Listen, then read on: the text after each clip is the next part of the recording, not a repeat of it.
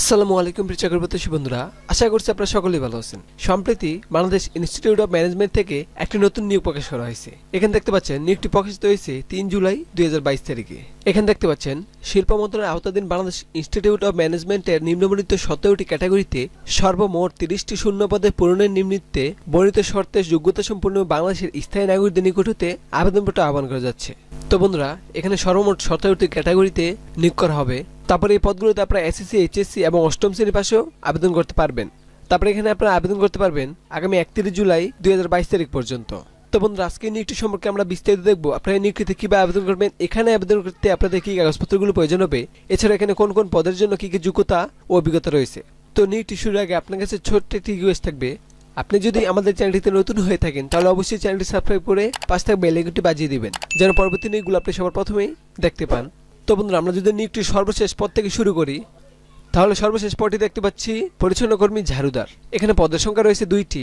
তারপর এখানে বয়স সর্বোচ্চ ৩০ বছর হতে হবে। বেতন স্কেল ৮,২৫০ হতে ২০,০১০ টাকা, বেতন গেট ২০। এখানে আপনারা অষ্টম শ্রেণী পাশে আবেদন করতে পারবেন। সেই সাথে অফিস, ড্রেন, টয়লেট ও বাথরুম পরিষ্কার কাজের অভিজ্ঞতা সম্পন্ন প্রার্থীকে এখানে অগ্রাধিকার দেওয়া হবে। তারপর ১৬ নম্বর রয়েছে মালি। এখানে পদের সংখ্যা ১টি। এখানে বেতন স্কেল ৮,২৫০ হতে ২০,০১০ টাকা, এখানে বেতন গেট ২০।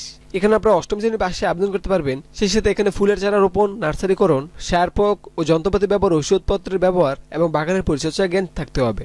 তারপর ১৫ নম্বর রয়েছে হেল্পার। এখানে পদের সংখ্যা ১টি, বেতন গেট ২০। এখানে আপনারা এসএসসি পাশে আবেদন করতে পারবেন। সেই সাথে অবশ্যই শারীরিক যোগ্যতা থাকতে হবে এবং ক্লাসরুম, টেবিল, চেয়ার ইত্যাদি সাজানো গোছানো কাজে অভিজ্ঞতা থাকতে হবে। তারপর রয়েছে ১৪ নম্বরে মশালুচি। এখানে পদের সংখ্যা ১টি, বেতন গেট ২০। এখানে অষ্টম শ্রেণীর পাশে আবেদন করতে পারবেন। সেই সাথে বিভিন্ন রান্নার জন্য, মশলা পেশা ও কিচেনের অন্যান্য কাজে সহযোগিতা করার জন্য অভিজ্ঞতা থাকতে হবে। তারপর রয়েছে ১৩ নম্বরে বাবুর্চি পাচক। পদের সংখ্যা ১টি, বেতন গেট ১৮। এখানে অষ্টম শ্রেণীর পাশে আবেদন করতে পারবেন। এখানে বাংলাদেশি, চাইনিজ, ইংলিশ ভাষণ সাজানো ও বিভিন্ন রন্ধন ও মেনু তৈরির কাজে ৫ বছরের বাস্তব অভিজ্ঞতা থাকতে হবে। তারপর ১২ নম্বর রয়েছে প্লাম্বার। এখানে পদের সংখ্যা ১টি, বেতন গেট ১৮।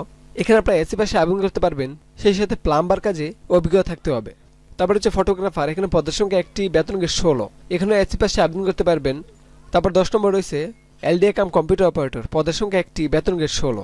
এখানে এইচএসসি পাশে আবেদন করতে পারবেন। সেই সাথে কম্পিউটার মুদ্রাক্ষণে প্রতি মিনিটে বাংলা ২০ শব্দ, ইংরেজি ৩০ শব্দের গতি থাকতে হবে।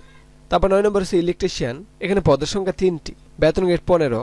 এখানে বলা হচ্ছে কমপক্ষে অষ্টম শ্রেণী পাশ তথ্য সরকার অনুমোদিত কোনো কারিগরি ইনস্টিটিউট হইতে ইলেকট্রিক্যাল যন্ত্রাদি সংরক্ষণ ও গৃহ বৈদ্যুতিক তার সংযোজন কাজে ১ বছরের ট্রেড সার্টিফিকেট সহ ৩ বছরের অভিজ্ঞতা থাকতে হবে, অথবা কমপক্ষে অষ্টম শ্রেণী পাশ ইলেকট্রিশিয়ান ট্রেড কোর্স পাস এবং কমপক্ষে 2 বছরের বাস্তব অভিজ্ঞতা থাকতে হবে। তারপর হচ্ছে প্রজেক্টর অপারেটর। এখানে পদের সংখ্যা 1টি, বেতন গেট 14। এখানে আপনারা এইচএসসি পাশে আবেদন করতে পারবেন। তারপর উচ্চমান সহকারী। পদের সংখ্যা 1টি, বেতন গেট 14। এখানে আপনারা এইচএসসি পাশে আবেদন করতে পারবেন। তারপর 6 নম্বর সার্টিফিকেট কাম কম্পিউটার অপারেটর। এখানে পদের সংখ্যা 2টি, বেতন গেট 13। এখানে এইচএসসি পাশে আবেদন করতে পারবেন। সেই সাথে কম্পিউটার বাংলায় প্রতি মিনিটে 25 শব্দ এবং ইংরেজিতে 30 শব্দের গতি থাকতে হবে। তারপর 5 নম্বর হচ্ছে কম্পিউটার অপারেটর। পদের সংখ্যা 1টি, বেতন গেট 11। এখানে আপনাকে কম্পিউটারে প্রশিক্ষণ প্রাপ্ত হতে হবে। সেই সাথে স্নাতকে ডিগ্রিধারী হতে হবে। তবে যারা বিজ্ঞানে স্নাতক কমপ্লিট করছেন তাদের ক্ষেত্রে এখানে অগ্রাধিকার প্রদান করা হবে। তারপর 4 নম্বর হচ্ছে প্রধান সহকারী। পদের সংখ্যা 1টি, বেতন গেট 11। এখানে আপনারা স্নাতক পাশে আবেদন করতে পারবেন। তারপর 3 নম্বর হচ্ছে উদ্বোধন সম্পাদক। পদের সংখ্যা 1টি, বেতন গেট 7। এখানে আপনারা যে কোনো বিষয়ে স্নাতকোত্তর ডিগ্রি পাশে আবেদন করতে পারবেন। সেই সাথে সংশ্লিষ্ট কাজে 5 বছরের বাস্তব অভিজ্ঞতা থাকতে হবে এবং ইংরেজি ভাষায় দক্ষ থাকতে হবে। তারপর 2 নম্বর হচ্ছে প্রোগ্রামার। পদের সংখ্যা 1টি, বেতন গেট 6। এখানে আপনাদের বাণিজ্য, ব্যবসা, প্রশাসন, সমাজবিজ্ঞান ও বিজ্ঞান সংশ্লিষ্ট বিষয়ে পিএইচডি ডিগ্রিধারী হতে হবে এবং সেই সাথে কোনো প্রশিক্ষণ প্রতিষ্ঠানে সংশ্লিষ্ট বিষয়ে শিক্ষাদানের অভিজ্ঞতা সম্পন্ন প্রার্থীকে এখানে অগ্রাধিকার দেওয়া হবে। তারপর 1 নম্বর রয়েছে ব্যবস্থাপনা উপদেষ্টা। এখানে পদের সংখ্যা 10টি, বেতন গেট 6। এখানে বলা হচ্ছে বাণিজ্য, ব্যবসা, প্রশাসন, সমাজবিজ্ঞান, বিজ্ঞানের সংশ্লিষ্ট শাখায় 2য় শ্রেণী অথবা সমমূল্য গ্রেড পদ্ধতির স্নাতকোত্তর ডিগ্রি থাকতে হবে। শিক্ষা জীবনে কমপক্ষে 2টি শ্রেণী থাকতে হবে। সংশ্লিষ্ট বিষয়ে পিএইচডি ডিগ্রিকে এখানে অগ্রাধিকার দেওয়া হবে।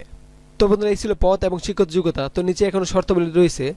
তো শর্তাবলীতে বলা হয়েছে আবেদনকারীকে অবশ্যই সাদা কাগজে লিখিত অথবা টাইপকৃত দরখাস্ত দাখিল করতে হবে।